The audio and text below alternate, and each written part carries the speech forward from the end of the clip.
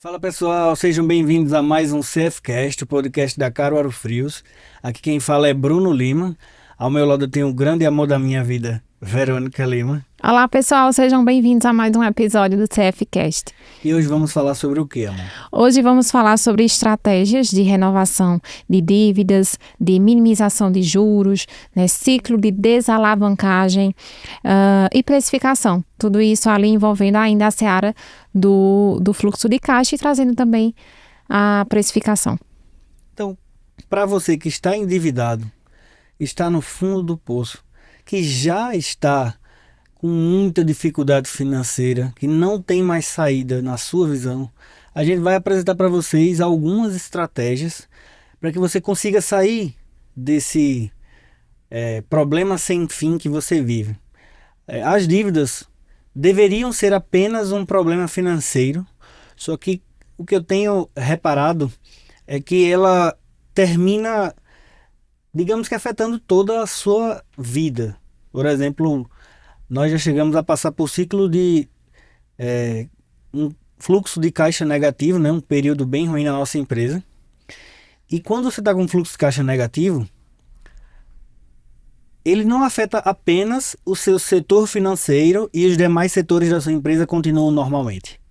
Porque, por exemplo, o marketing precisa de um investimento para fazer alguma coisa e não pode. Aí quebrou um equipamento que impede que você exponha seu produto, por exemplo, ou algum tipo de iluminação, alguma coisa, você precisa comprar também e não pode. Está faltando dinheiro na sua empresa. Você precisa pagar os seus funcionários para quitar, deixar tudo sempre em dia. Você às vezes não consegue. Aí você começa a ter uma série de problemas, não só dentro da empresa, mas também fora. Porque, por exemplo, o sócio, ele vive geralmente do seu prolabore e eventualmente da distribuição de lucro. Aí se ele contava sempre com uma distribuição de lucro, que não acontece mais, porque a empresa está dando prejuízo, por exemplo, ele não vai mais ter essa distribuição, já fica também insatisfeito. Às vezes, a última prioridade, por exemplo, é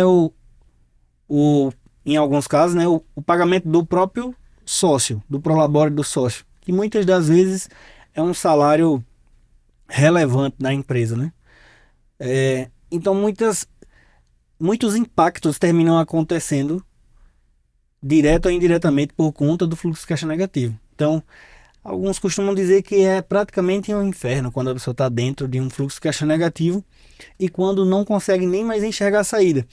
O caso que a gente vai citar aqui, o exemplo que a gente vai dar, vai ser se baseando em uma empresa que não tem a saída. Como assim?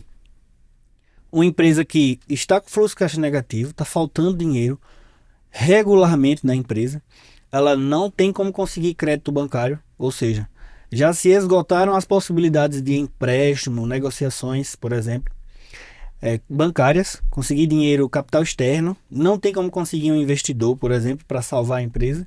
Ela já está num momento muito ruim, ninguém vai querer investir nessa empresa. E, ao mesmo tempo, estou considerando também que seja um proprietário, um empresário que não tenha bens. Porque se você tem bens que poderia vender para salvar a empresa, ficaria tudo muito mais fácil, Simplesmente, sua empresa está com fluxo de caixa negativo de 100 mil reais, você vende lá uma casa, coloca no negócio, o negócio continuaria vivo. E ao mesmo tempo também uma situação em que não se tem uma reserva de emergência, Tanto a questão da reserva de emergência não ter, quanto também o capital de giro ter realmente se esgotado, nessa seara. Foi muito bom você ter esclarecido esse cenário, porque de fato as estratégias que a gente vai trazer aqui se aplicam a todas essa conjuntura que você expôs. Então, o que você poderia fazer, visto que você já tem dívidas atrasadas, que estratégia você poderia usar, tomar para poder sair das dívidas? Acho que o medo muito grande, Bruno, é a questão dos juros, Acho que todo mundo fica naquela seara ali meio perdido e dizer, meu Deus, o que é que eu vou pagar primeiro, O que é que eu vou dar prioridade diante dessa situação difícil? Se eu atraso um boleto ali mais atual, porque eu sei que vai ter poucos juros agregados ou até mesmo multa, que a gente vai falar ali, esses dois pontos que são diferentes, né? Esses dois encargos. Ou se eu vou realmente pagando contas mais antigas, tentando ali recuperar, digamos, de certa forma, o crédito. Como é que a gente faz, né? Eu uso uma estratégia, eu uso outro ou eu uso outra, e em qual cenário, né, uma se aplica e a outra não. Acho que a gente pode partir desse ponto. Então, nós vamos mostrar para vocês 2 estratégias de pagamento de dívidas. Vamos defender quais são as vantagens e quais são as desvantagens de cada uma delas. A primeira estratégia que a gente vai abordar é a estratégia de minimização de juros. A gente vai dar exemplos logo. Depois eu vou ver se eu mostro para vocês na prática como seria com um exemplo na planilha. Basicamente, na estratégia de minimização dos encargos, na verdade, porque juros é um dos encargos, né? Os encargos que existem através de um atraso de boleto podem ser juros, multa, mora e também um quarto que é menos citado, mas que existe e às vezes impacta muito mais do que os outros 3, é o cancelamento do desconto da negociação em boleto. Uma boa parte das indústrias atualmente está colocando desconto da negociação em boleto. Então, um exemplo, você negociou um preço, a empresa disse, vou te dar 10% de desconto no boleto para tu colocar um desconto na tua mercadoria e vender. Aí o que é que você faz? Vamos supor, para você era para a mercadoria ter dado, sei lá, R$1.100, mas a empresa te deu R$100 de desconto no boleto, ficou por R$1.000. Aí o que é que você faz? Você considera que essa mercadoria custou R$1.000, coloca sua margem de lucro, tal, seus custos, vende essa mercadoria. E depois chega no dia do pagamento do boleto, você não tem o dinheiro. Aí você não paga. O que é que acontece? Além de juros, multa, mora, você também perde o direito a esse desconto. Então, para você, os juros, multa e mora não vão ser em cima de R$1.000, vão ser em cima de 1.100. E você já vendeu a mercadoria considerando que você comprou a R$1.000, aquele lote de mercadorias. Então, você vendeu no prejuízo e ainda vai ter que pagar sem o desconto aquele boleto. Então, é uma estratégia inteligente para as indústrias, para as distribuidoras que estão aplicando essa estratégia, porém que ajuda a piorar muito mais a sua negociação, o seu encargo por ter atrasado. Então, na estratégia de minimização de juros, você busca pagar o que está em dia e o que está mais atrasado, você deixa até que chegue algum dia no futuro que você tenha condições de pagar. Por que você faz isso? Quando você paga o do dia, vamos supor, você tem um recurso limitado. Vou dar um exemplo com números, por exemplo, você tem todos os dias um faturamento de R$100.000. Aí você tem uma dívida, por exemplo, no passado de R$100.000. Aí você paga a dívida que já está mais atrasada, ou você paga os R$100.000 que você deve na data de hoje. Aí quando você paga o que está para a data de hoje, você não paga juros, não paga multa, não paga mora e ainda recebe o desconto negociado em boleto. Você não perde esse desconto. Então, no final das contas, das dívidas de hoje, você não vai pagar nada de juros. E a que está atrasada, o maior encargo, eu diria, que seria a multa, você paga simplesmente por ter atrasado, mesmo que seja um único dia. Um dia de atraso você já vai pagar. E depois disso você vai pagando apenas um juros diário ali, que geralmente tem valor bem baixo. Aí, e a questão da perda do desconto, você perde só por ter atrasado, mesmo que seja um dia. Você já perdeu o desconto naquele boleto. Então, não interessa quantos dias passem depois, isso não volta, não retrocede.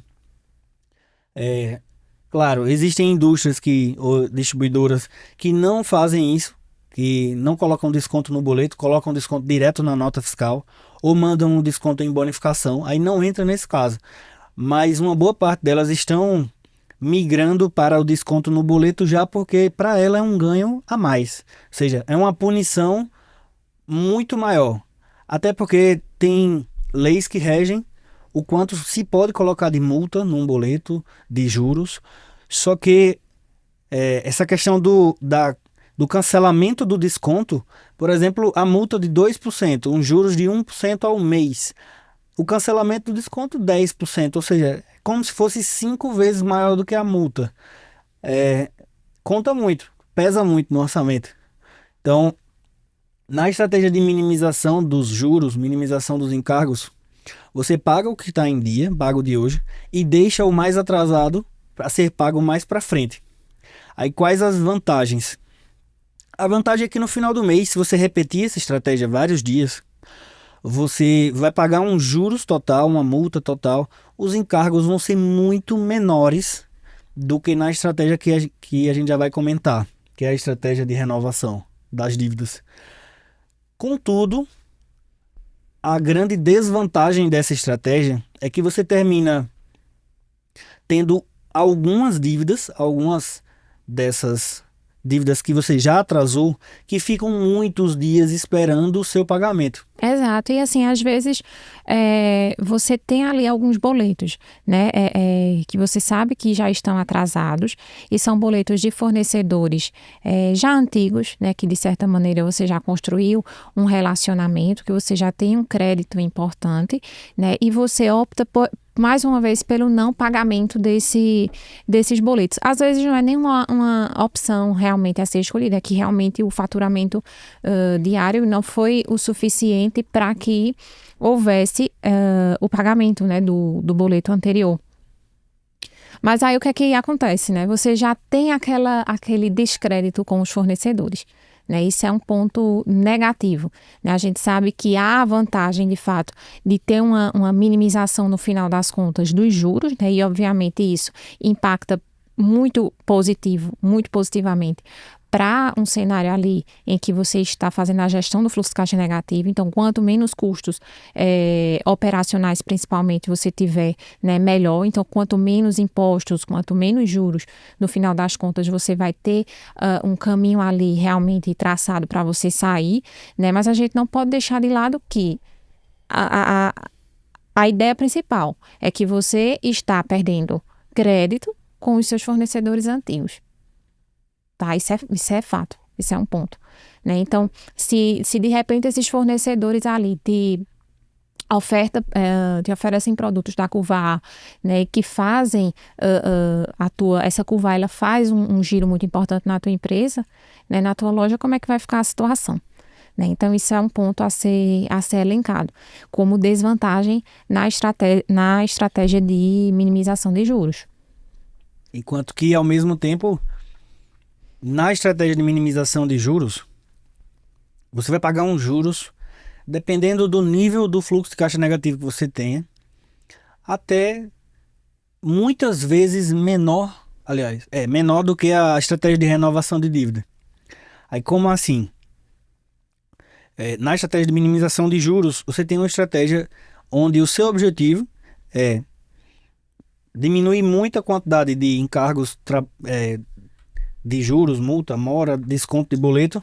No final do mês você obtém o seu resultado, seus juros é muito menor, só que você, em contrapartida, perde algo muito importante, que é o seu crédito. Ou seja, você tem uma ou outra dívida que já faz muitos dias, às vezes mais de 14 dias, mais de 30 dias, que está lá se você não conseguiu pagar. Porque você está sempre pagando a do dia e deixando a mais atrasada para lá. No final do mês você pagou uns juros bem pequenininho no montante de boletos que você tinha a pagar. E em compensação, o seu score no Serasa, SPC, pessoa física e pessoa jurídica, ele vai lá para baixo. Por quê? Porque o score, ele leva em consideração o número de dias de atraso. Então, se você tem dívidas com muitos dias de atraso, isso impacta muito você. Da mesma forma, o seu fornecedor muitas das vezes já te protestou, ele já te negativou, ele já fechou o teu crédito, às vezes temporariamente, às vezes eternamente. Então, às vezes ele fechou enquanto você não pagar, às vezes ele fechou para o resto da vida, nunca mais você vai poder comprar com crédito. Então, é uma estratégia que é boa para a empresa, no sentido de pagar poucos juros, pouca multa, pouca mora, e não ter custo com essa falta do desconto. E, em compensação, você perde os fornecedores. Eu acredito, Bruno, que para produtos que estão ali na curva C, né, curva C, curva D, enfim, os que têm menor venda, talvez de fato seja viável você não efetuar o pagamento, digamos, nesse cenário, né, de imediato. Né? Então, assim, produtos da curva A que você vê que realmente tem um giro importante na sua empresa, né, você não deveria, digamos assim, de efetuar o pagamento nesse cenário, né, pensando já no faturamento médio diário. Tem muito. É muito importante o que você falou no caso e tem muito a ver com estratégia. Vê, a estratégia, quando a gente fala, você pode adotar uma estratégia para a empresa inteira, para todos os fornecedores a mesma estratégia, ou pode fazer o que você falou, que seria uma estratégia por fornecedor. Os fornecedores que fazem parte da sua curva A, você adota uma estratégia. Os que fazem parte da sua curva B ou C, você pode adotar outra estratégia. O importante é que você tenha uma estratégia. Tipo, não faça tudo aleatoriamente. Senão você não sabe quais podem ser os efeitos futuros Isso. adversos da sua estratégia. Quando você adota a estratégia de minimização de juros, você sabe que os seus juros no final do mês vai ser muito pequeno e o seu fornecedor, um ou outro que você não conseguiu pagar, você vai perder. Porque ele não vai suportar esperar tantos dias. Ele vai bloquear você, vai negativar você, vai protestar o seu título. Em contrapartida, na estratégia de renovação de dívidas, que é uma estratégia um pouco diferente, a base da estratégia de renovação de dívidas é: você paga sempre a dívida mais atrasada. Ela é a comumente mais difundida. Ela tem uma desvantagem gigantesca, que é, no fim do mês, você termina pagando muito mais encargos do que na estratégia anterior. Na estratégia de renovação de dívida, você sempre tem uma dívida nova. Como assim? A dívida mais velha, mais atrasada, você paga, e a dívida atual, ou seja, você só tem 100 mil reais hoje, e você deve 100 mil de dias atrás e deve 100 mil hoje, com a data de hoje. Você paga a de hoje ou paga a mais antiga? Não, vou pagar a mais antiga, é lógico, né? A mais antiga me garante que eu não vou perder o fornecedor, me garante que o score não vai baixar. O seu score, Serasa, pessoa física, pessoa jurídica, SPC, está sempre lá em cima, nunca baixa. Por quê?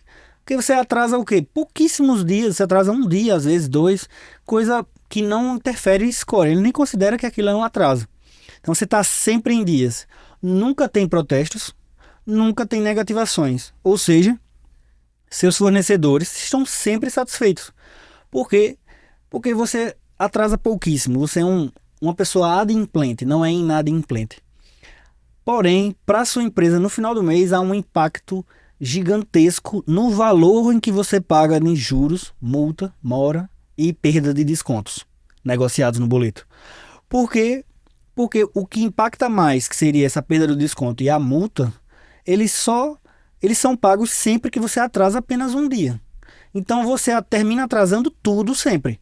Todos os boletos do mês você atrasa. Só que quanto tempo você atrasa? Atrasa um dia, 2 dias. Tipo, você atrasa pouquíssimo, porém tá pagando multa de todos, tá perdendo desconto de todos os que têm essa estratégia. E o interessante também é justamente a gente trabalhar, né, com essa ideia de que, ao adotar uma estratégia, e seja ela em sua totalidade, né, aplicando em todos os seus produtos, né, ou fazer aquela seleção, né, de produtos da curva A, eu vou utilizar a estratégia, por exemplo, de renovação de dívidas, ou, enfim, utiliza para a curva B a de minimização de juros. Independentemente da sua decisão, é a gente verificar que isso tem que ter um limite, porque nenhuma das duas decisões, nenhuma das duas estratégias, elas devem perseverar, né? Porque de uma maneira ou de outra você está prejudicando, na verdade, o seu fluxo de caixa, olhando isso a um longo prazo. Na estratégia de renovação de dívidas, você tem uma vantagem enorme, que é: se a sua empresa é baseada em crédito bancário, crédito no mercado, crédito resume-se muito a Serasa, pessoa física e jurídica, SPC, e os bancos, seja os seus fornecedores, periodicamente vão acompanhando o seu resultado no Serasa. e vão avaliando. Se você tem protestos ou negativações, eles podem decidir fechar o seu crédito. Então, enquanto você tem crédito no mercado, você tem um fluxo de caixa positivo, porque o teu fornecedor está te dando ali um prazo para você pagar. Se você vai perdendo o crédito, o seu fluxo de caixa automaticamente vai ficando extremamente negativo, porque o fornecedor que te dava 30 dias para pagar, agora ele olha para você e diz, olha, agora infelizmente é só à vista, porque tu tem tantas negativações, tantos protestos. Você começa a ser prejudicado a tal ponto que... Você não compra mais mercadoria praticamente, né? Exato, você não consegue mais estruturar um fluxo de caixa positivo, no caso, que seria um ciclo financeiro negativo. Isso. Aí, no final das contas, eu acho que o que fica marcante de fato é justamente a ideia de que não existe uma estratégia ideal, perfeita, em que você não vai ser lesado. Né? Isso não existe. O que de fato você pode ter em mãos é qual a melhor estratégia que eu posso usar no mínimo espaço de tempo possível, né? Porque à medida que você utiliza, seja ela uma estratégia de minimização de juros ou de renovação de dívidas, né? Você já tem que entrar com outras medidas que a gente vai falar daqui a pouco, né? Que envolve ali a parte de ciclo de desalavancagem, né? Que faz toda a diferença, né? Que faz você sair desse looping, né? Eu costumo dizer, às vezes a gente parecia que estava naquele brinquedo do hamster, que ele fica correndo atrás dele mesmo, né? Como é o nome daquele? Enfim. Mas a gente precisa sair dessa situação, né? Então, é você ter realmente a racionalidade de escolher quais são os produtos que eu vou associar à estratégia de minimização de juros, né? E quais são os produtos que eu vou trabalhar ali com a ideia de renovação, né? Utilizando a estratégia de renovação das dívidas. Aí eu vou mostrar para vocês aqui na prática o que eu quero que vocês entendam sobre as estratégias em si. Em média, sempre que você for pagar um boleto que tem atraso, você vai se deparar com multa. Tá aqui. Em média, essa multa vai ser aí de 2%. Você vai se deparar com juros. Os seus fornecedores podem escolher abater essa multa, nem colocar multa. Existe fornecedor que não cobra multa, não cobra juros, não cobra nada. O que eu tenho visto na maioria dos casos hoje são os fornecedores colocando 1% de juros ao mês e multa de 2%. Existem casos e casos, tem fornecedor que pode colocar mais ou pode colocar menos, mas eu vou colocar nesse caso 1% no caso. Eu já vou dividir aqui 1 por 30 no caso e colocar ao dia. Então, 2% de juros no primeiro dia e 0,03 ao dia. Então, eu vou considerar aqui um boleto, um pagamento, que você tem uma dívida, qualquer que seja, de 100 mil reais. Você pode considerar que isso seja, por exemplo, a sua dívida total. Não precisa ser um só boleto, mas se você tiver vários boletos, seria a mesma ideia, no caso. Então, você tem 100 mil de dívida todo dia para pagar, certo? Essa é a ideia. Então, vou botar aqui a estratégia. A ideia do desconto você pretende incluir também? Vou colocar também, foi bom, lembra. Estratégia de renovação de dívidas. Colocar aqui, no caso, o desconto no boleto.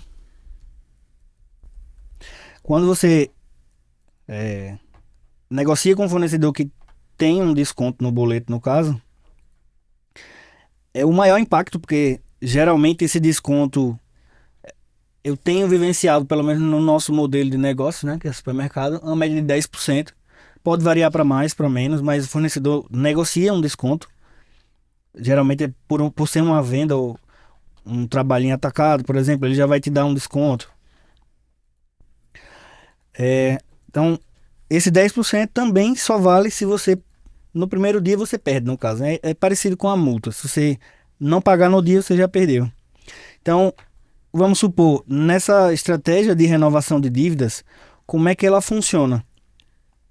Por exemplo, aqui dia 15 do 4, dia 16 do 4. Você considera que dia 16 é a data de hoje, no caso. Então, o que acontece com você se você tinha uma dívida para ontem de 100 mil que você atrasou, não conseguiu pagar, 100 mil reais ontem, e tem uma dívida para hoje, também de 100 mil reais. Só que aí você não sabe qual pagar. Eu pago a de ontem ou pago a de hoje? Vamos ver o que acontece em cada um dos casos. Vê, se você pega a dívida 100 mil reais, você só tem 100 mil reais hoje para pagar ou a de hoje ou a de ontem. Se você paga a de hoje, tanto o boleto 1 quanto o boleto 2 vão ser 100 mil reais, né? Se você pagar a de hoje, na data do dia 16, você vai pagar em termos de juros, vou colocar aqui diretamente os juros que você pagaria no caso. Você vai pagar a de hoje com 0 de juros, certo? Por que 0 de juros? Porque a de hoje está em dia. Então, se você paga esse boleto de hoje, você não está pagando nada de juros. Vou colocar aqui. Boleto 1 seria o de hoje, no caso, tá aqui. Boleto 1, boleto 2. Vou botar os dois com o mesmo valor para comparar o que está acontecendo, certo? Boleto 2. Boleto 1. Vou botar aqui que a data do pagamento desse boleto 1, vamos supor que seja dia 15/4, né? É a data de ontem. A data do boleto 2 é dia 16/4. Aí quando você pega o boleto 1, que era para ontem, já está em atraso. Se você pega esse boleto 1 e paga ele, aqui você já atrasou ontem, né? Você já tem um dia de atraso. Você paga ele na data de hoje, você vai ter 100 mil reais vezes os 2%, em termos de juros. Você vai pagar a multa, no caso, mais os 100 mil reais dele, vezes os juros de um dia, considerando um dia de atraso apenas. Mas, considerando que os dois boletos tinham um desconto de 10%, certo? Você vai pagar os 100 mil reais vezes o desconto que você perdeu. Então, no total, você está pagando 12.033. Você pode dizer até, Bruno, mas no meu caso, o fornecedor não tem esse negócio de desconto, não. Mesmo assim, você ainda teria 2.033 de juros e multa para pagar. Mas eu vou deixar por enquanto o desconto no boleto, né? Considerando que você pagou o boleto 1. Agora, considerando que você pagasse o boleto 2, você teria 0. Por quê? Porque você não está atrasado, você está em dia. Mas se você está na estratégia de renovação, você escolhe pagar o que está mais atrasado, que é o boleto 1, e escolhe atrasar o boleto 2.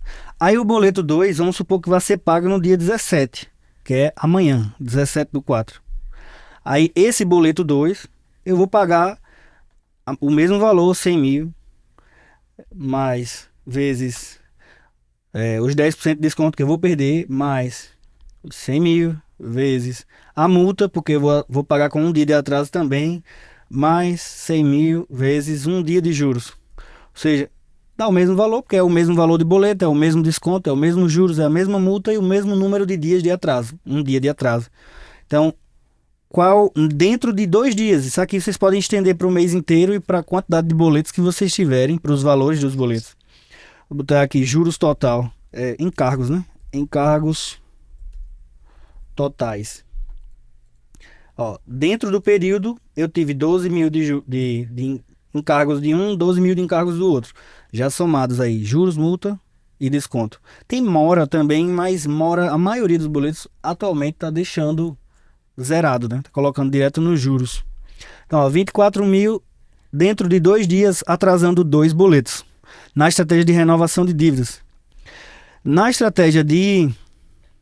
Vou copiar aqui para facilitar e vou fazendo as alterações. Na estratégia de Minimização muda um pouco. Minimização dos juros ou dos encargos no geral. O boleto 1, que estava em atraso de 100 mil reais no dia 15, o boleto 2, que estava em dia no 16, no caso de hoje, eu vou pagar no dia 16, então os juros, multa, desconto, eu não perco nada, fica 0 aqui. E o do dia 15, eu não consegui pagar no dia 15, nem vou conseguir pagar no dia 16, certo? Vamos supor que eu pague ele no dia 17. Aí eu vou pagar com... Eu perdi... boleto 1, no caso, 100 mil vezes os 10% de desconto no boleto que eu perdi, mais 100 mil vezes os juros, vezes 2, porque são 2 dias de atraso, né? Mais 100 mil vezes os 2% da multa, que é relativa só o fato de ter atrasado. Coloca aqui minimização. Aqui é minimização de juros.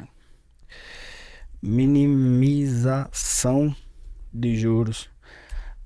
Aí, ó, o total de encargos que eu vou pagar é bem menor, 12 mil. O total, no caso da estratégia de renovação, foi 24 mil.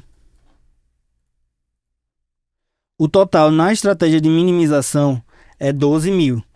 Aí você pode perguntar, Bruno, então qual é o melhor? O melhor é pagar menos juros. E no final do mês, eu só fiz isso para um período de 3 dias aí, né?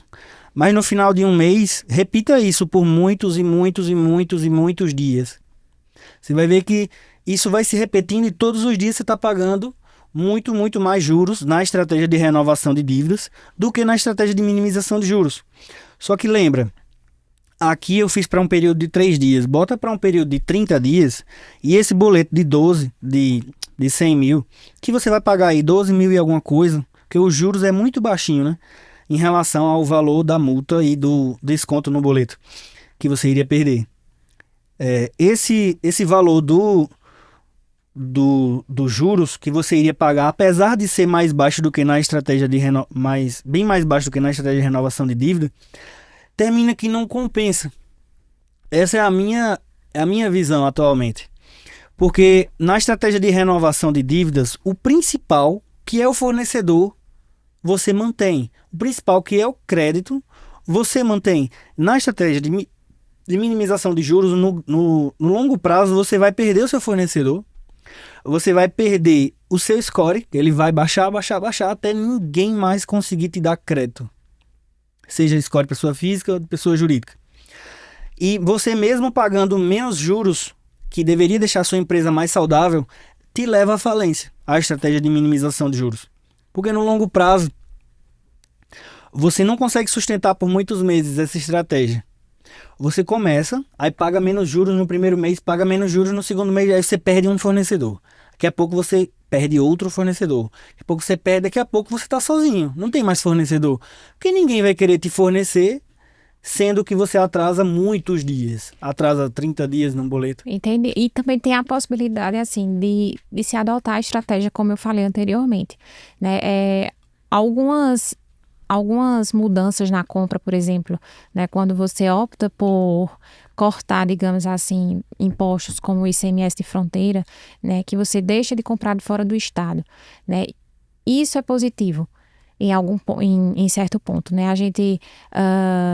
de certa maneira, nesse cenário, tentar envolver ali fornecedores de dentro do estado, né, e tirar aqueles que a gente compra de fora, obviamente, porque você vai ter uma diminuição significativa do ICMS, né? Então, você também pode adotar, né, essa estratégia de minimização de juros para esse pessoal de fora, né, de fora do estado.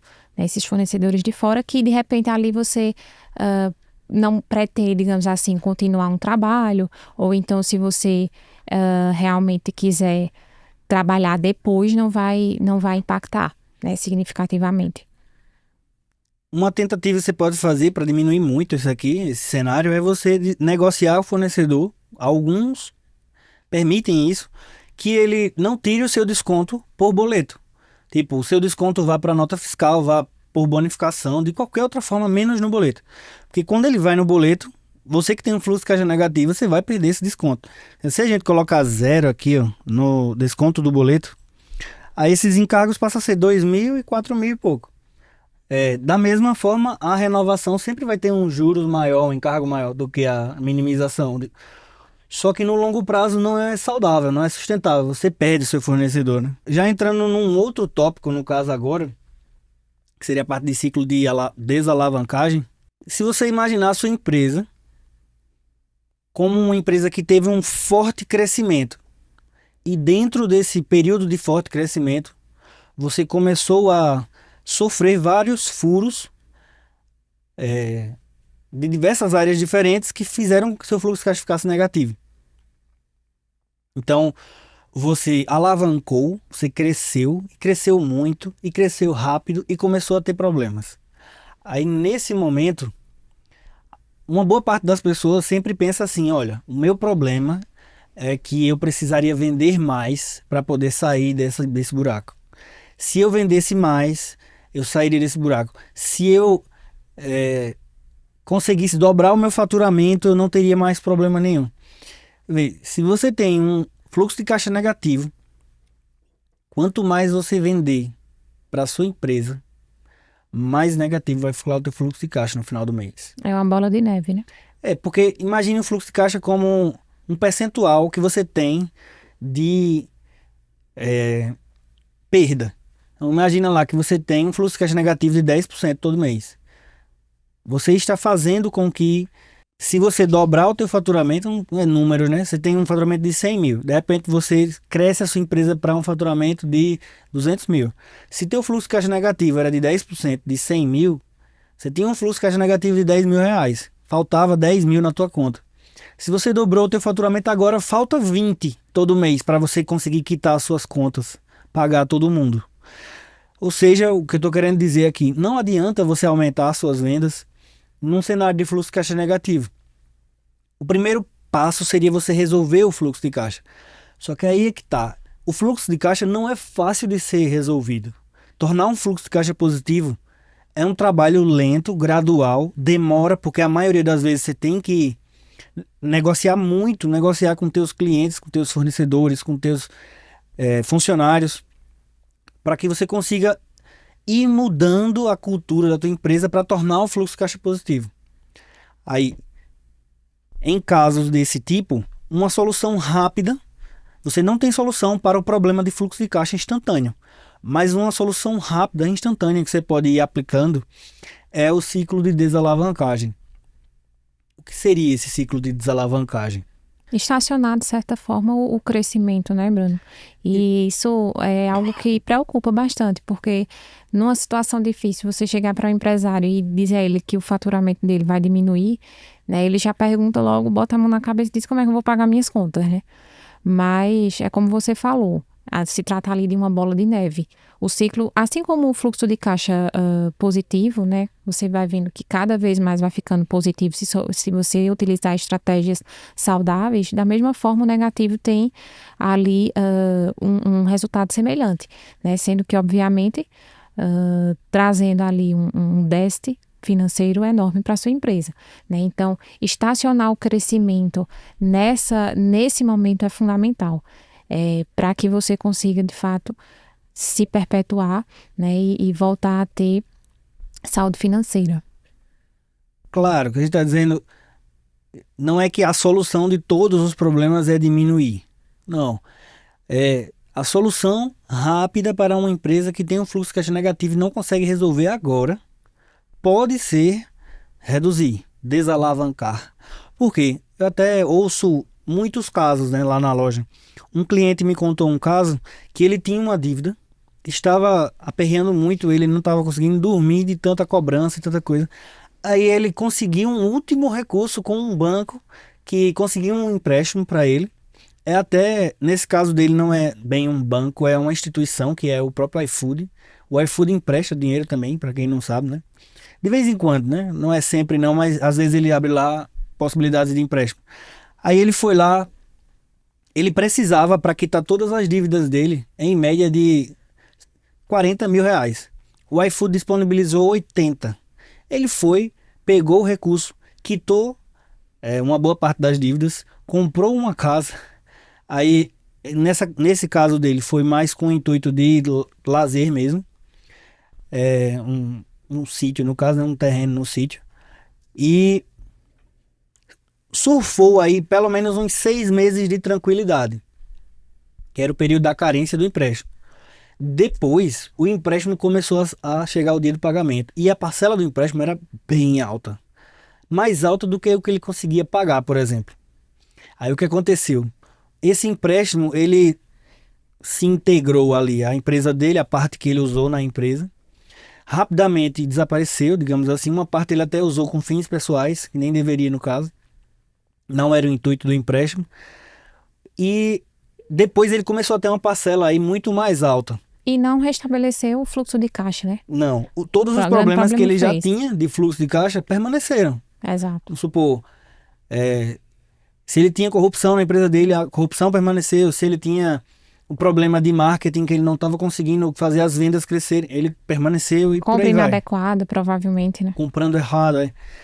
Aí ele não corrigiu nada do fluxo de caixa dele. No final das contas, hoje ele está com uma situação até muito pior do que há 6 meses atrás, quando ele tomou o empréstimo. Ele aumentou a dívida por conta do... Aumentou muito a empréstimo. dívida. A dívida dele era 40, agora não é 80, porque ele pegou 80, mas vai pagar 120 se pagar em dia, com os juros, né? Sendo que com o atraso, que você não está conseguindo pagar as parcelas, porque é acima do lucro mensal dele. Por exemplo, a parcela ficou, não lembro agora, mas vamos supor que a parcela deu 5 mil e ele não tem lucro de 5 mil na empresa dele, líquido, depois de pagar tudo lá. Então, basicamente, ele adiou a falência, podemos dizer assim, porque Adiou a falência. é como a gente fala, né? Inclusive, você tem aquela comparação de que há uma cisterna, na verdade uma barragem, perdão, né, com vários vazamentos ali, né? Eu gosto mais de uma situação de trauma, eu acho que por conta da minha realidade, né? Mas se você não contém os pequenos sangramentos, né, pequenos, médios sangramentos, em pouco tempo aquele paciente vai chocar na sua frente, né? Então, é uma situação bem parecida quando a gente lida com a empresa, principalmente fluxo de caixa negativo. Então, o empréstimo não é a solução, muitas vezes, né? Justamente porque você não sabe onde estão os principais problemas, quais são os buracos, quais são os sangramentos que está fazendo a sua empresa ficar com o fluxo de caixa negativo. Então, de fato, você está adiando a sua falência.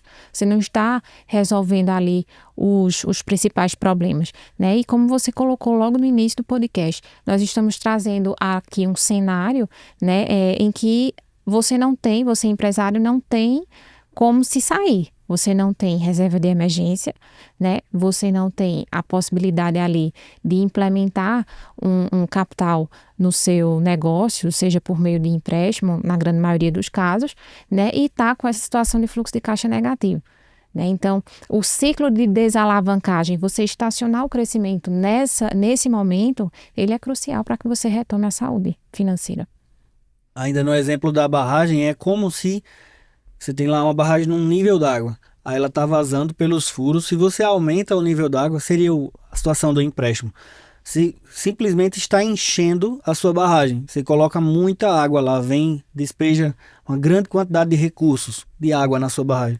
Quando você aumenta o nível, inclusive a pressão que faz pela altura da coluna d'água naqueles furos faz com que saia muito mais água pelos furos. Se estava saindo uma vazão ali naqueles furos, agora sai uma vazão muito maior, né? A velocidade da água aumenta muito ali. Aí o que acontece de fato é que se você injeta dinheiro diretamente como um empréstimo, por exemplo, numa empresa que está gerando fluxo de caixa negativo, ela gera muito mais fluxo de caixa negativo. Então, uma das possíveis soluções é você estacionar o crescimento ou até reduzir um pouco a sua empresa. É o famoso eu vou dar um passo para trás para poder dar 2 passos para frente no futuro. Ou seja, você já está fazendo um mau trabalho, você não está conseguindo fazer, por algum problema de gestão, a sua empresa gerar um fluxo de caixa positivo. Então, retrocede um pouco. Eu já ouvi outros relatos também. Um que eu lembro agora é de um cliente que dizia: Bruno, eu comprava há um tempo atrás tudo para o mês. Então, eu comprava, no caso dele é pizzaria, eu comprava queijo, calabresa, frango, tudo para um mês. E guardava, armazenava. Ele tinha dentro da pizzaria dele como se fosse um depósito, uma área grande só para armazenamento de mercadoria. Dava para ele vender a outras pizzarias, inclusive, de tanta mercadoria que ele tinha. Porque o que ele usa em um dia, em relação ao que ele tinha no estoque, ele tinha bastante estoque. Hoje em dia, ele, devido a talvez algum problema, algum desses furos na gestão dele, ele diz que precisou desalavancar, precisou diminuir o tamanho da operação, da sua empresa, do estoque, para poder conseguir, atualmente, com um estoque diário, ele disse, o trabalho agora é imenso, porque todo dia eu estou comprando mercadoria, todo dia eu estou tendo que comprar mercadoria. Só que veja, ele simplesmente diminuiu a operação, diminuiu o estoque dele e já conseguiu fazer com que não precisasse tomar empréstimo, não precisasse se endividar. A operação dele continua funcionando normalmente, a venda dele continua, o fluxo de caixa dele, ele aos poucos está correndo para resolver sem precisar grandes dores de cabeça. Ele simplesmente reduziu um pouco o ritmo que ele vinha tomando. Então, há muitas formas de você desalavancar. Nesse caso nesse cliente, né? Nesse caso desse cliente, não sei se foi realmente o caso dele, mas de fato alguns compradores, eles olham muito para o preço, né? Para o preço do produto e tenta de fato aproveitar ao máximo, né? Ou então os vendedores, eles chegam de fato com estratégias de que, olha, para esse preço eu tenho tantas quantidades, né? E aí muitas vezes nós ali acalorados pela sedução ali, né, a habilidade de venda do vendedor, acaba surfando na onda e aproveitando, achando que, eu vou ter um lucro absurdamente grande porque eu estou comprando nesse preço e aí eu vou ter um preço mais competitivo e tudo mais, né? Mas você esquece que você está estocando mercadoria para um tempo ali que de repente não é o tempo que você, que de repente não é a quantidade que você vende ali no intervalo de tempo crucial, que é o de uma semana, que a gente vai falar daqui a pouco, né? Então, isso, de certa forma, estaciona, né? Na verdade, não é nem que estaciona, mas prejudica ali toda a tua conjuntura, né? Então, ter um estoque suficiente para uma semana, por exemplo, ao invés de um mês, nesse cenário de fluxo de caixa negativo, é o ideal, né? Então, embora você consiga um preço bom para uma quantidade grande, né, ainda assim a gente opta pela venda fixa ali de uma semana. Você gostaria de explicar o tempo, assim, de... Assim, não sei se todo mundo sabe, mas eu sou o comprador, né? Assim, além de empresário, além de outras atribuições, o meu cargo de fato, o cargo que eu exerço, trabalho na Caruaru Frios, dentro como um colaborador, é o cargo de compras, eu sou um comprador. E ao longo dos anos, como comprador, eu fui aprendendo muita coisa, apanhando muito no mercado e desenvolvi algumas habilidades depois de sofrer bastante, inclusive. Por exemplo, sempre que você vai comprar alguma coisa, o mercado faz com que você tenha um fluxo de caixa o mais negativo possível, porque assim, às vezes, outros operadores, como a própria indústria, um distribuidor, vai ter um fluxo de caixa mais positivo. Como assim? Você começa com a ideia, não, vou diminuir a minha compra. Vou comprar para uma semana.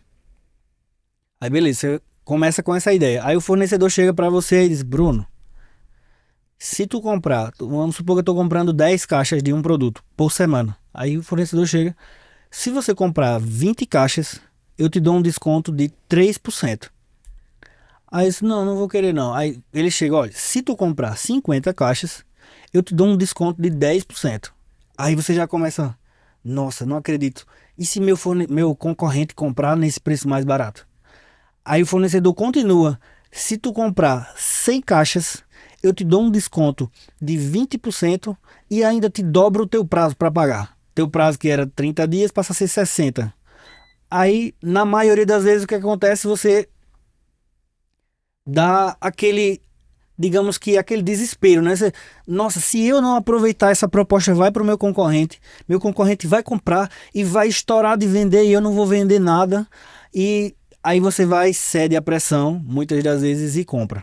Aí o que acontece?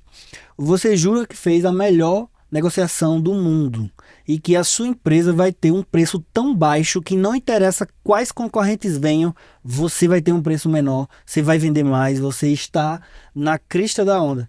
Na maioria das vezes, é sempre digamos que Uma ilusão. uma ilusão Uma isso. doce ilusão, né? É um problema isso, porque Vamos citar os dois cenários, né?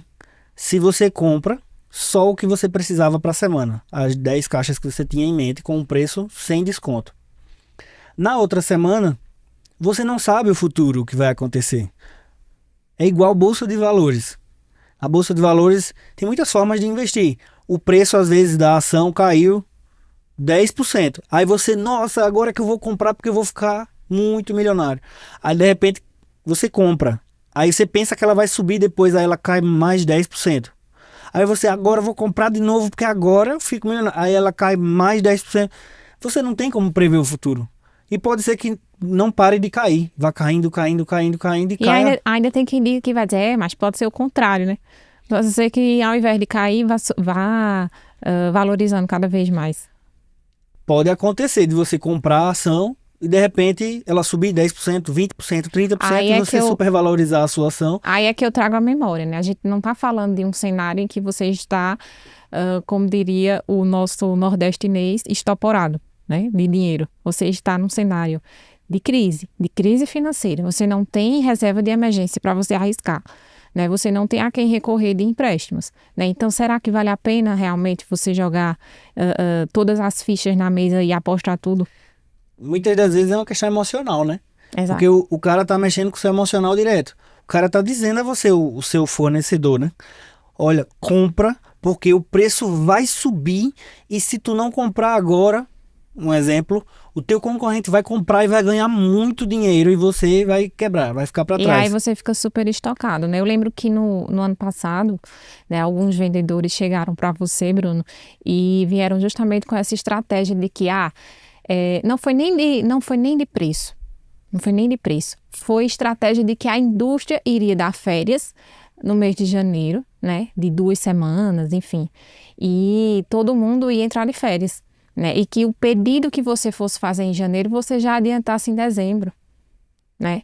Então veja a situação, que o vendedor, e não é culpa do vendedor, né? Cada um tem a sua habilidade ali realmente, e você pretende bater metas, então você está no seu direito, né? Mas você como comprador, já no cenário que eu já expliquei aqui tantas vezes, né, você tem que manter a calma, né, manter seu ânimo e não achar que realmente tudo vai correr conforme aquele vendedor está lhe dizendo. Né? Então, tanto é que as empresas, né, as indústrias, na verdade, que iriam fechar por 2 semanas, fecharam por 3 dias. Né? Então, quem comprou o seu estoque ali para 2 semanas de janeiro no mês de dezembro, infelizmente, teve que arcar ali com uma venda meio que estagnada, né, do produto. E geralmente quando, claro, eu estou tratando de pequenos players do mercado, né? Mas quando você está diante de uma grande oportunidade de compra, você acha que aquela oportunidade só existe para você, sendo que normalmente aquela grande oportunidade existe para você, existe para muitos dos seus concorrentes e ainda existe uma oportunidade muito melhor do que essa para os grandes players do mercado, sejam grandes redes, sejam grandes sites, grandes operadores.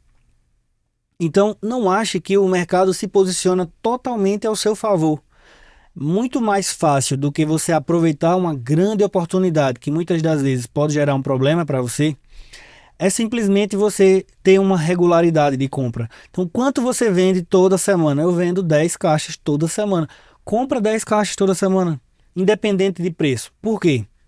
Se o preço baixar, que pode acontecer, na outra semana você está comprando com um preço mais baixo e na outra semana mais baixo ainda. Agora imagina, isso já aconteceu com a gente, tá? Imagina você tem lá você e tem o seu concorrente. Aí tem esse AUE todinho do exemplo que eu dei, né? Se você comprar 100 caixas desse produto, você vai ter 20% de desconto e ainda vou dobrar o teu prazo. Aí o preço vai subir muito semana que vem, vai ter um reajuste de tabela. Aí você não compra, você segura na estratégia. Eu vou comprar 10 toda semana. Aí o teu concorrente, ele cai na ilusão e compra 100 caixas do produto. Vamos supor que ele também venda 10 por semana. Aí o produto cai de preço. Aí você vai lá na outra semana, vamos supor que o produto era R$ 100. Vou chutar aqui, né? Cada unidade, cada caixa. Aí na outra semana, o teu concorrente, por conta desse desconto, ele comprou a 95. Aí Na outra semana você vai comprar, já está R$ 90. Na outra semana você vai comprar de novo, já está R$ 80. Na outra semana você vai comprar mais 10, já está R$ 70. E o teu concorrente lá estocado com preço de 95, sem conseguir vender mais, porque ele comprou a 95 e eu já estou comprando a 70. Então não tem como você prever o futuro. Exato. Aí não cai na bronca, no problema, na ilusão de você super estocar porque vai ter a melhor oportunidade do mercado. Isso na prática é muito difícil de existir e realmente você precisaria estar muito, mas muito bem informado sobre alguma coisa. E até quando você está, pode dar errado. É a mesma coisa de bolsa de valores, você não tem como prever. Se houvesse uma possibilidade de prever 100% com a acurácia do que vai acontecer, você provavelmente seria o homem mais rico do mundo em pouquíssimo tempo. Exato. Então, até acontece com a gente, de vez em quando, o vendedor, por exemplo, de produtos de cesta básica, como óleo, chega pra gente e diz assim, olha, vai subir e vai subir R$ 2 na caixa.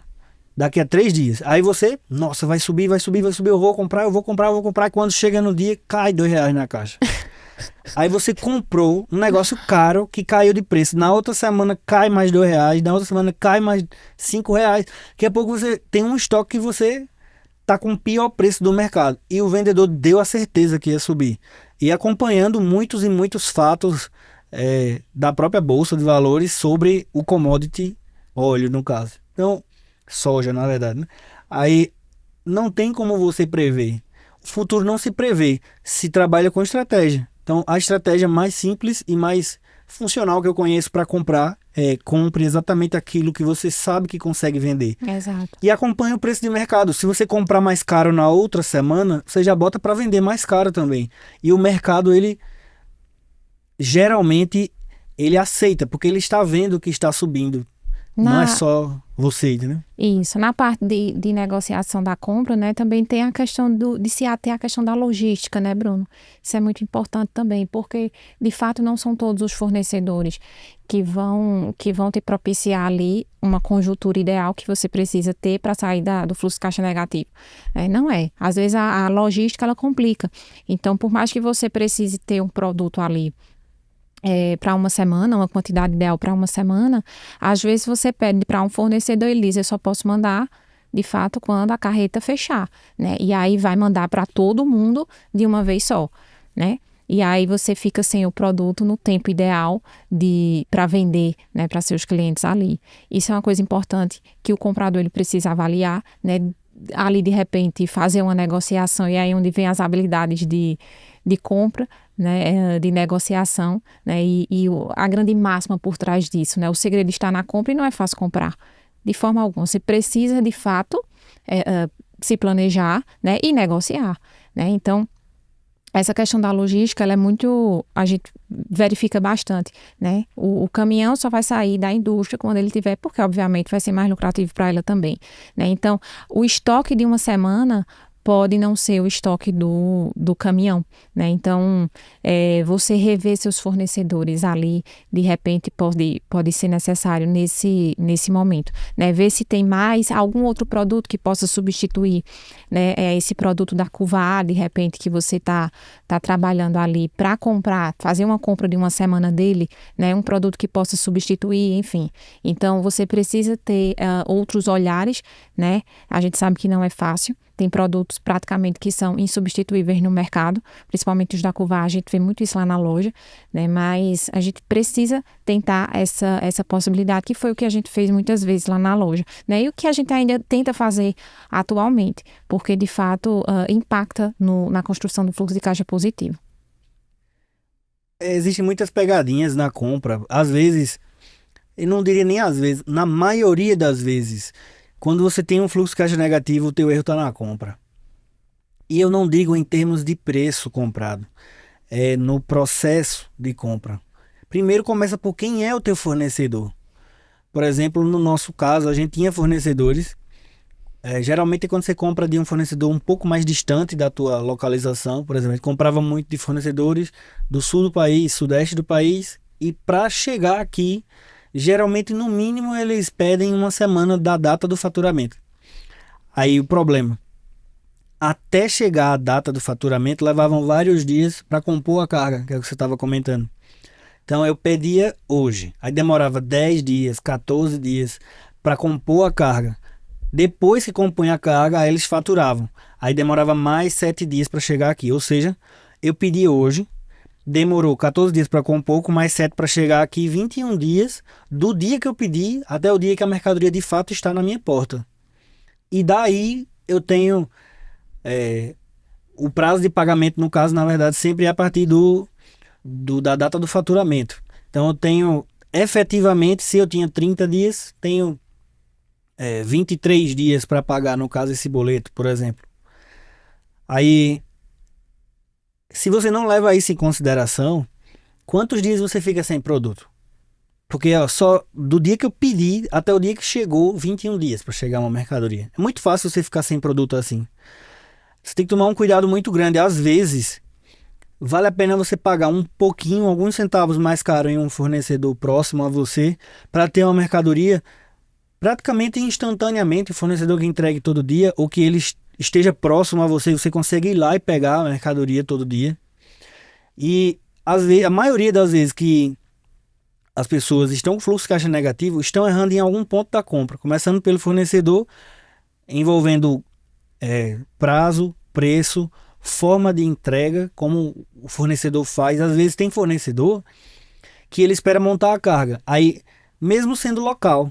Então o cara diz que entrega toda semana, mas se o caminhão dele dá 5 toneladas, se ele não tem 5 toneladas para vir, só deu 2, ele espera para outra semana, aí você vai ficar sem mercadoria? Não pode. Aí você vai termina comprando à vista, a sua estratégia começa a ir pelo ralo muitas vezes. Então, escolhe bem o teu fornecedor. Isso é o que mais impacta. E lembra, a estratégia de comprar pouco, comprar com a maior frequência possível, se possível todo dia, se não dá toda semana, mas comprar regularmente, ela se aplica a muitas coisas, não só o fato de você acompanhar o preço do mercado, mas você, quando chega o dia do pagamento, tem parcelas menores a pagar. Suavizada, né? Por exemplo, no caso de mussarela, por exemplo, geralmente a caixa chega em média a R$ 1.000, uma caixa de mussarela, queijo mussarela. Então, você compra lá 15 caixas de queijo mussarela para passar 15 dias, por exemplo, supondo que você gaste uma caixa por dia em média. Pagar R$ 15.000 é muito diferente do que pagar R$ 1.000 por dia. R$ 15.000 em um único dia é muito diferente de pagar 15 mil por dia. Porque quando você paga 15 mil por dia, todo dia você já vai recebendo dinheiro lá das suas vendas e já vai comprando a mussarela. Levando em consideração que você não vende no prazo, tá? Isso é venda à vista. Já o cara que espera os 15 dias, ele tem que ir juntando dia após dia o dinheiro para chegar no 15º dia e pagar de uma vez os 15. Aí termina que às vezes o cara que espera para pagar tudo de uma única vez se atrapalha com o tempo. Porque em algum momento, em alguma das semanas, tem um imprevisto que ele precisa gastar um dinheiro ali que muitas vezes não era dele, era da mussarela. E ele acha que é dele, porque está no fluxo de caixa dele ali. Aí isso é um dos grandes riscos de você fazer grandes contas. Então é muito bom você comprar regularmente as suas compras e ter parcelas sempre pequenininhas, só que distribuídas. Isso. E um último ponto é a parte de precificação, né? Se você precifica errado o seu produto, é impossível você conseguir fazer com que o seu fluxo de caixa fique positivo. E isso eu falo assim, a maioria das pessoas, quando começa a precificar, elas, digamos que vão usando estratégias que muitas vezes não incluem tudo o que tem de custo no seu produto. Um outro ponto que faz toda a diferença, né, a gente sabe precificar o nosso produto, né? Então, muitas vezes, Bruno, acho que você vai até mostrar, né, a questão da formulazinha de incluir a questão do lucro. No final das contas, você acha que está tendo determinado lucro, né? E de fato o que você tá fazendo é não saber a fórmula correta de verificar o lucro da sua mercadoria. Né? Então, não é simplesmente você pegar ali o preço que você comprou e multiplicar por mais a taxa e achar que está tendo, sei lá, 30% de lucro por conta dessa sua fórmula. Né? Eu acho que você vai exemplificar aí. Sempre que você trata precificação, é assim, precificação ela é feita, na minha opinião, em níveis. Então, o que eu sugiro a vocês é avance pelo menos mais um nível na forma com a qual você está precificando. Se você não consegue agora, nesse momento, ir para o último nível, incluir tudo o que você quer incluir, porque você se posicionou por muito tempo de uma outra forma, vá avançando pelo menos um nível.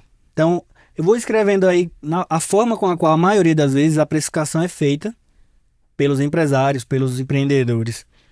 O mais comum de todos é quando você faz com que o seu preço de venda ele seja igual a um chute. Aí, esse daí é o mais perigoso de todos.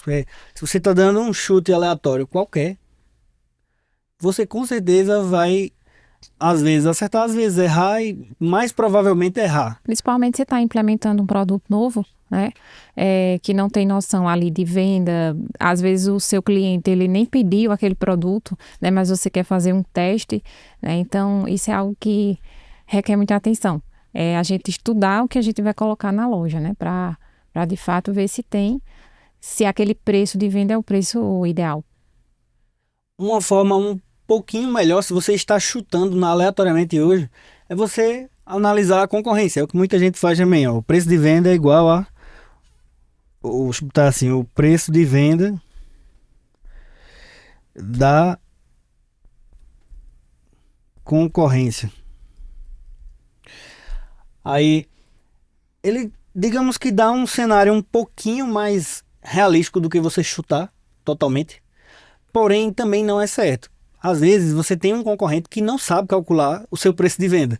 Então, você está se baseando, famoso, é um cego guiando o outro, né? É alguém que está se baseando pelo seu concorrente e o concorrente está se baseando por você.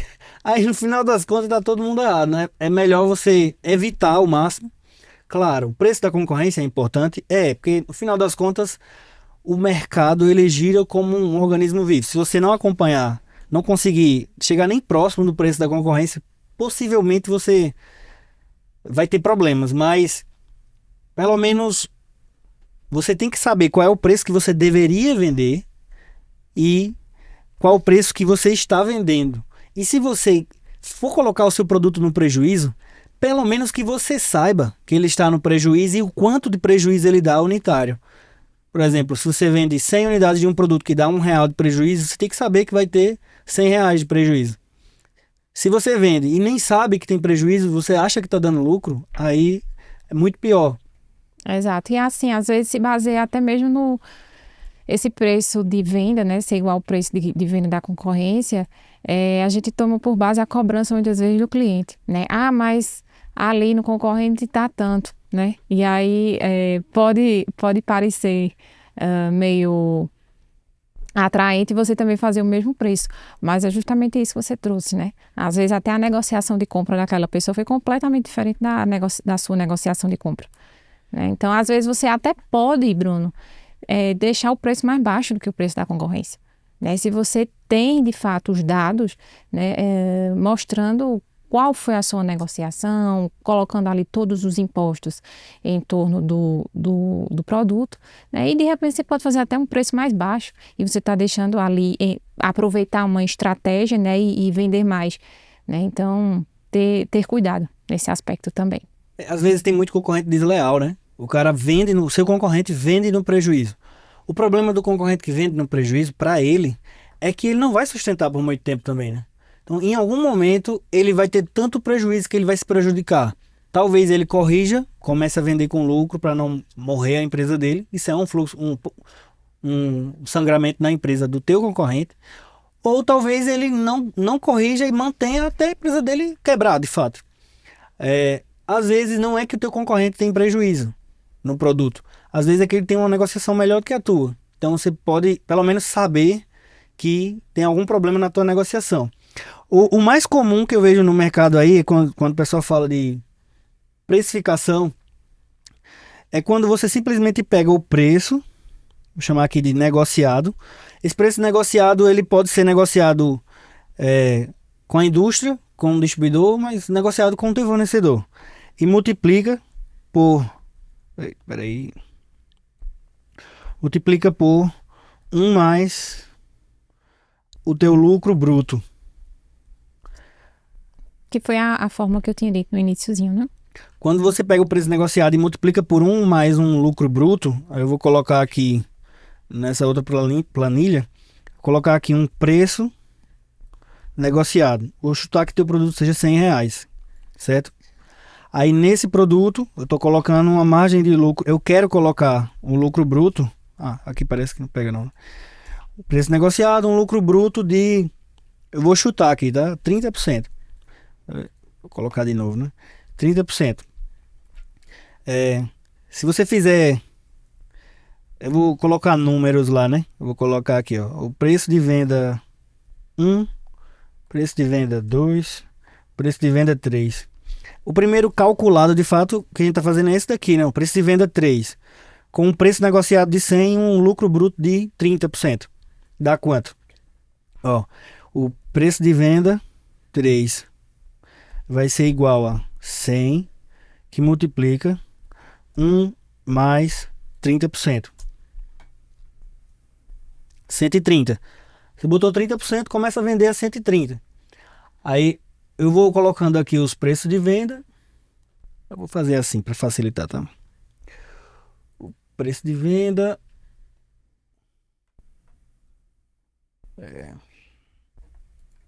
preço de venda e lucro bruto. Vou botar aqui o lucro, vou chamar de lucro líquido, tá? Não, lucro bruto, de fato. Lucro líquido é outra coisa. Lucro bruto, de fato, teu, quando você pegar os teus 130, eu quero quanto de lucro? 30%. Multiplicar por 30%, você descobre que para você ter um lucro de 30%, você precisaria ter um lucro de 39%. Ou, fazendo de outra forma, se você quiser saber,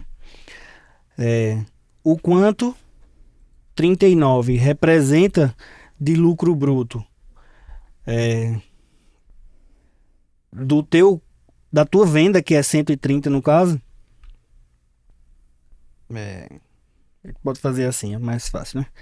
Se eu fizer 130 menos 100, dá R$30, né? E esses 30 eu divido por 130 e não por 100.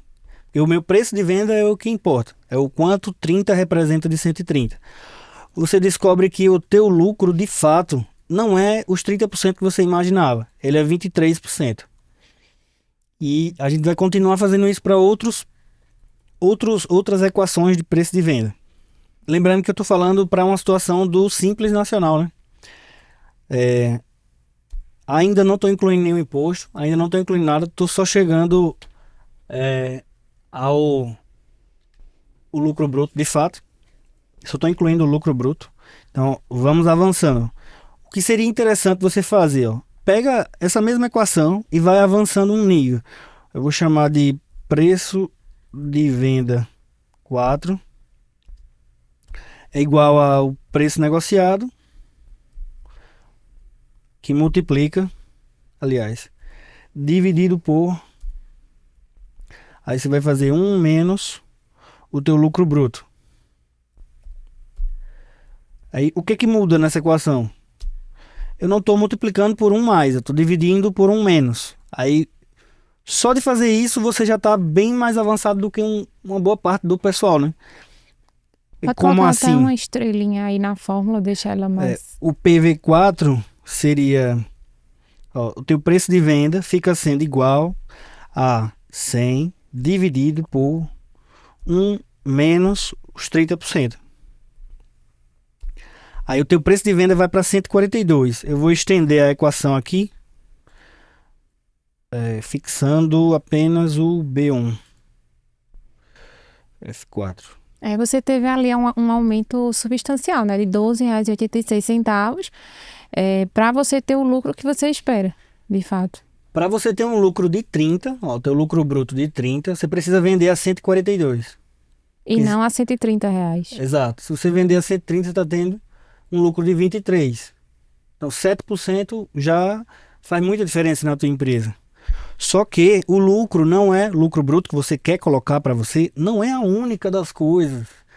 Muita gente foca em ter esse lucro, mas esquece que existe muita coisa além disso. Vou continuar, só que para adiantar um pouco eu vou copiando. O, o PV5, que você pode ir melhorando a tua equação aí da precificação, seria um menos, aí você começa a acrescentar mais coisas, certo? O que eu vou acrescentar, Bruno? Vamos lá, você vende no cartão, então coloca a tua taxa de cartão. Então, eu vou acrescentando isso também lá na planilha, tá? Eu vou colocando algumas variáveis mais pro lado de cá. Ó, R$ 100, vou botar aqui a taxa de cartão. Vamos supor que a tua taxa de cartão seja de 3%. O que eu coloco mais aqui, Bruno? Você está no Simples Nacional, então você paga imposto. Então coloca a tua taxa do SN aqui, né? Simples Nacional. Bruno, qual é a minha taxa do Simples Nacional? Aí é simples, de fato. Você abre o teu navegador aí, coloca lá tabela do Simples Nacional. Quando você busca, você já vê aqui, ó, de 2024, né? Para não pegar uma tabela desatualizada. Pronto, você pega aí, ó. Se o teu faturamento anual é até 180 mil, a tua alíquota que você paga é 4%. Se você está no Simples Nacional, você vende com nota, compra com nota, que é o correto, você tem que incluir esses 4. De tudo que você vender, você tem que incluir esse imposto. Você não paga esse imposto? Se o teu faturamento anual está na casa de até 360 mil, você tem que incluir 7,3. Então eu vou lá na minha planilha, né? Eu vou incluir aqui uma tarifa do Simples Nacional. Aí eu vou considerar que temos uma tarifa de 4%. Então, ali. Vou continuando lá na equação, ó, já vai entrar mais um 4 aqui no caso. O que é que se tem mais como inclusões, né? Você vende no cartão, você identifica que existem perdas, roubos, furtos, avarias, aí você tem que pegar o percentual que você tem de avarias e incluir aí também. Como assim? Você tem, um exemplo, R$ 1.000 de avarias todo mês, perdas, roubos, furtos da tua operação, e toda essa avaria, perda, você pega ele e divide pelo teu faturamento. Se teu faturamento mensal é 100 mil, então você tem 1%, por exemplo, de avarias, roubos, furtos, né? Então eu vou colocar aqui como uma taxa de avarias. Lembrando que isso é de suma importância entender, porque aqui você vai ter valores que você pode alterar, né?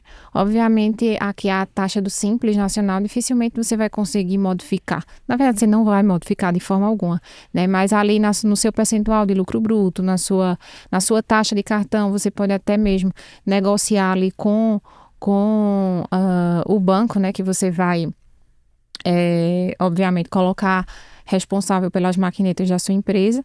Então, aqui você tem pontos que dá para você, digamos assim, modificar, né? E, obviamente, alterar ali o finalzinho do seu preço de venda.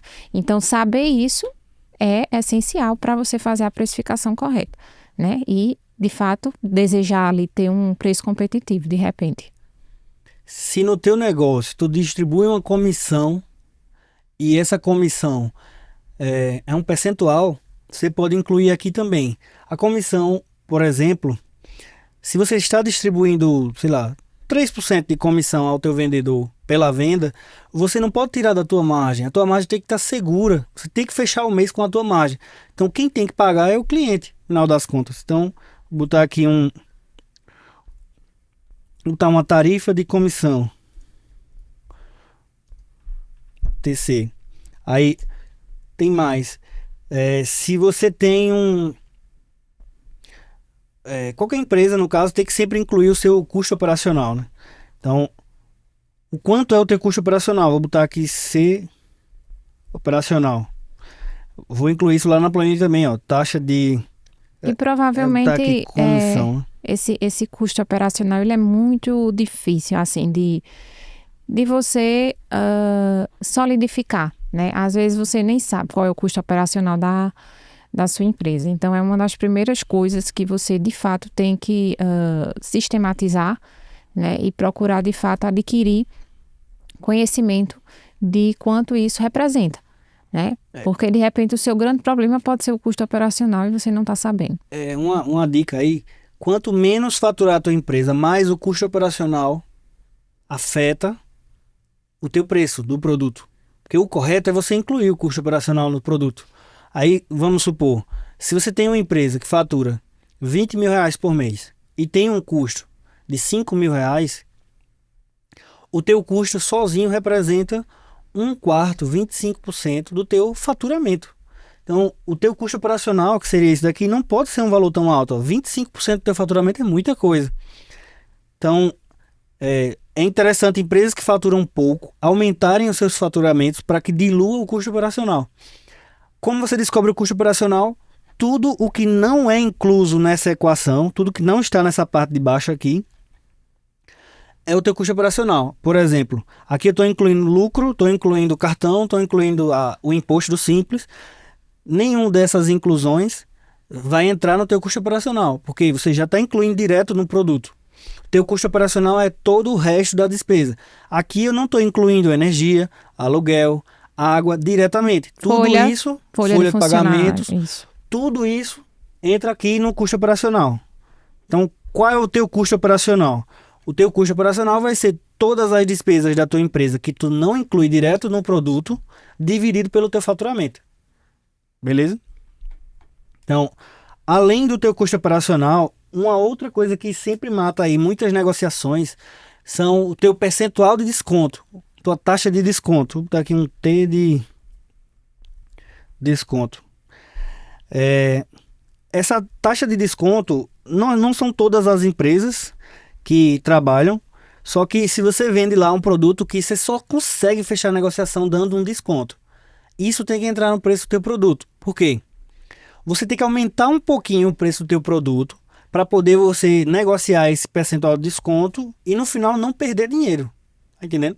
Um exemplo, acontece muito com negociações de maior valor, tipo carro. Você vende lá uma moto, um carro, qualquer coisa, você já tem um valor certo de desconto que as empresas já colocaram no produto. Então, até para quem vai comprar é uma dica, né? Sempre peça desconto porque você vai conseguir um desconto. Porque as empresas já provisionaram esse desconto na sua precificação. Ninguém vai dizer isso a você, mas se você pedir, você vai ver, eu te dou 3% de desconto. Vamos supor que o cara tenha já provisionado 3% de desconto. Então, como ficaria, por exemplo... Deixa eu enlarguecer aqui um pouquinho... E lembrando também, né, Bruno, essa questão da taxa do cartão, que faz você ter uma liberdade de negociação para clientes que têm ali o pagamento em Pix, né, ou à vista. De repente você pode sim diminuir o preço do produto, justamente porque não está sendo no débito, no crédito, enfim. Então, bem relevante, né, essa fórmula, porque como você está trazendo, ela é bem mais complexa do que as anteriores, mas de fato mensura várias negociações que de repente você pode fazer ali, dependendo dos valores que você tem na mão. Dá para fazer na calculadora comum? Que dá, mas de uma única vez eu acredito que seria muito difícil, não dá, na verdade. Numa calculadora científica daria para fazer de uma única vez.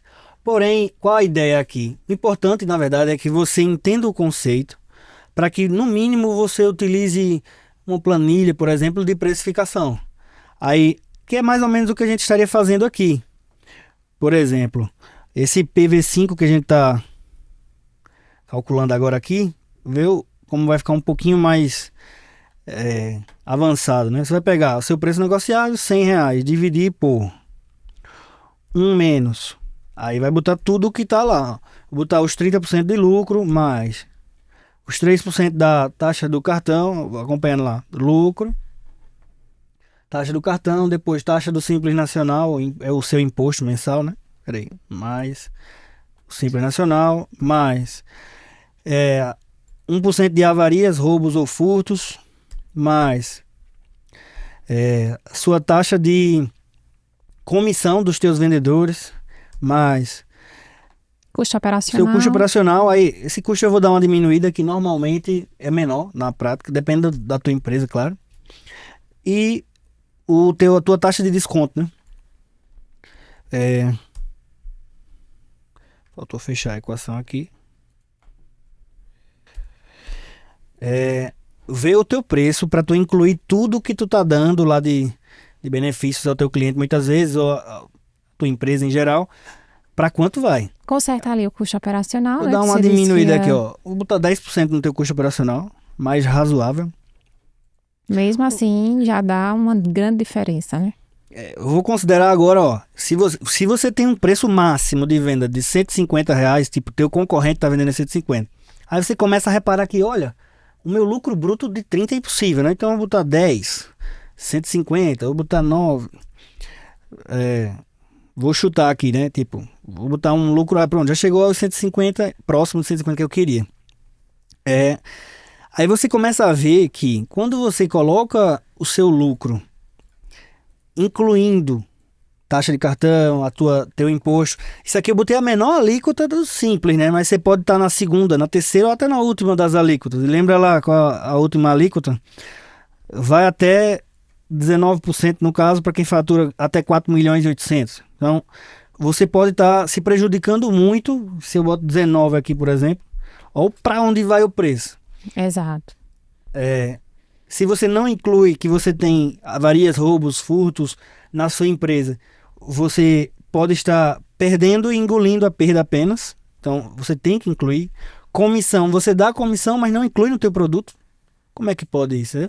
Isso serve para produto, mas para serviço, para todo tipo de negociação em que você tem que encontrar um preço seu produto, seu serviço. Aí, de fato, ó, se eu estender aqui, mesma coisa. Por exemplo, o quanto eu estou colocando no total de margem agora. Seria a soma de tudo isso aqui.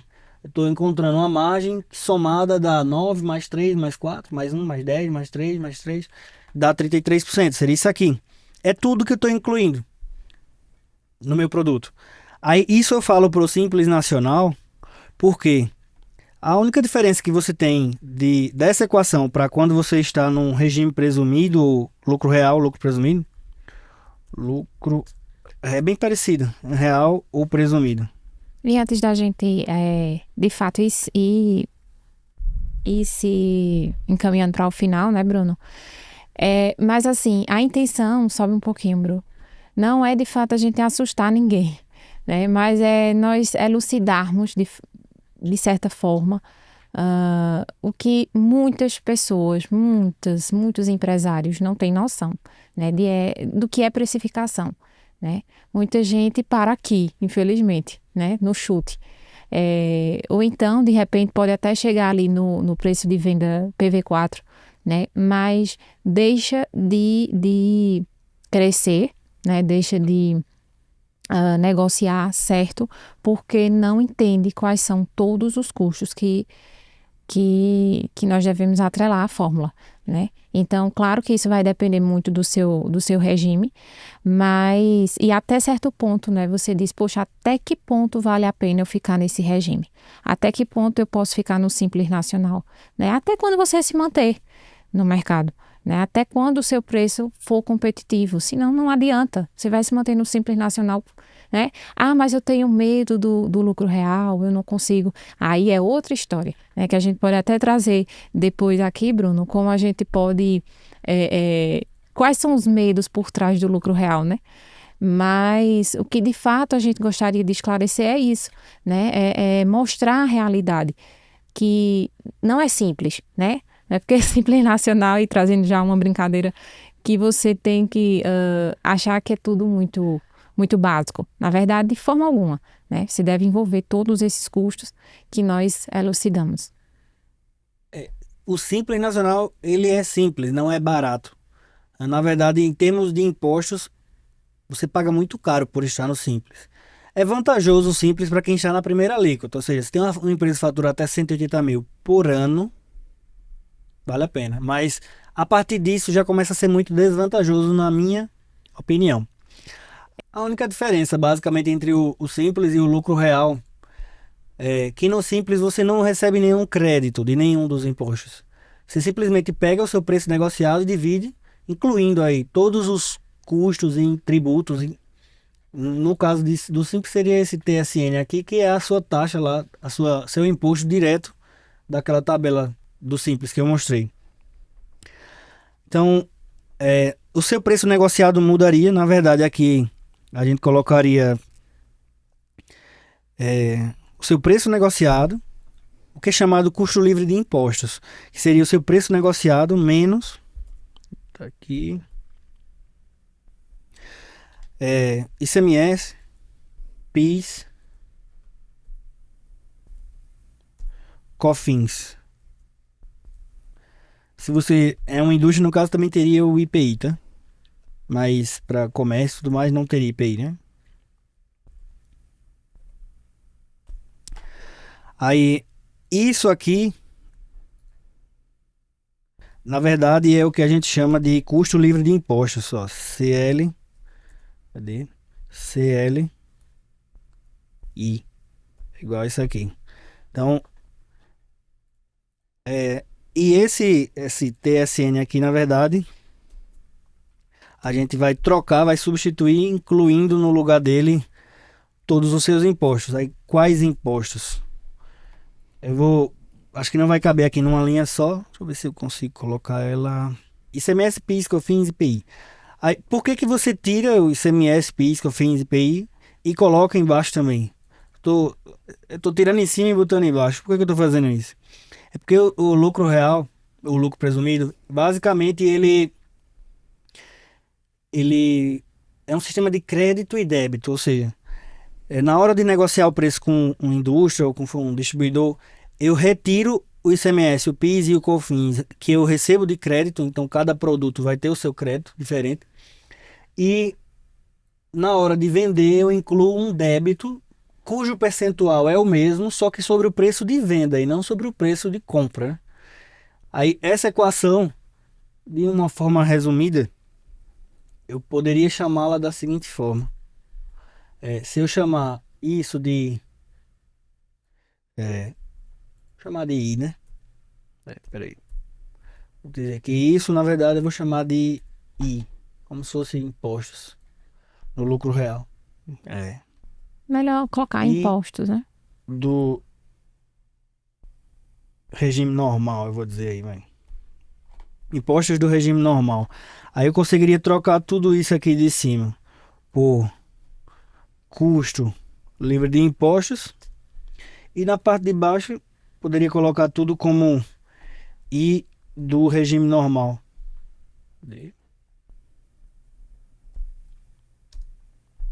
Então, essa seria, digamos que, uma versão. Vou afastar aqui.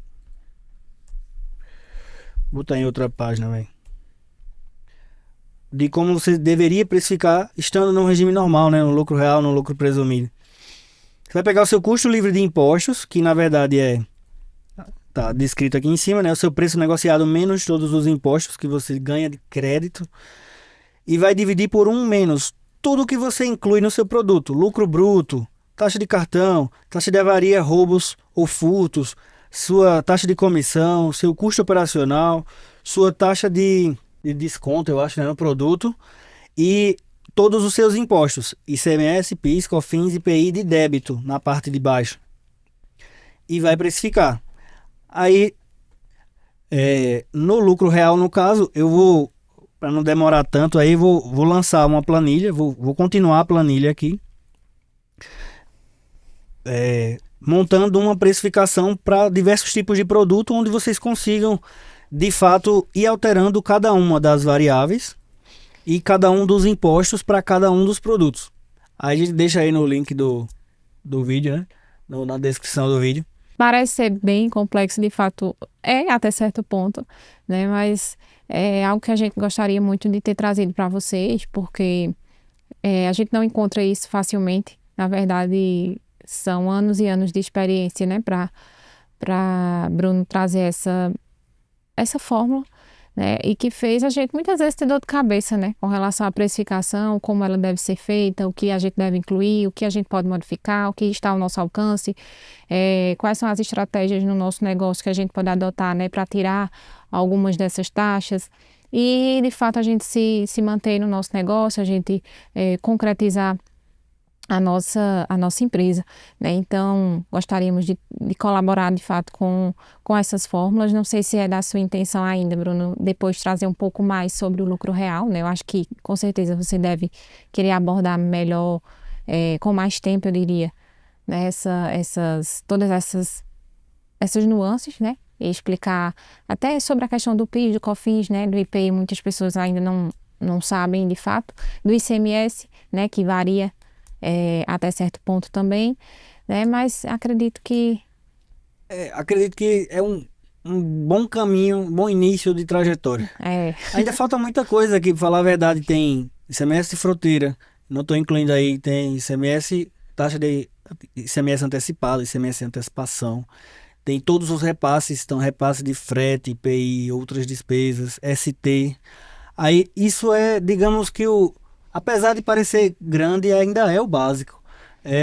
Só que o que eu queria que vocês focassem é justamente isso. Ó. Se você tá no PV1, tá chutando o preço, evolui para o PV2, começa a pelo menos olhar o preço da concorrência.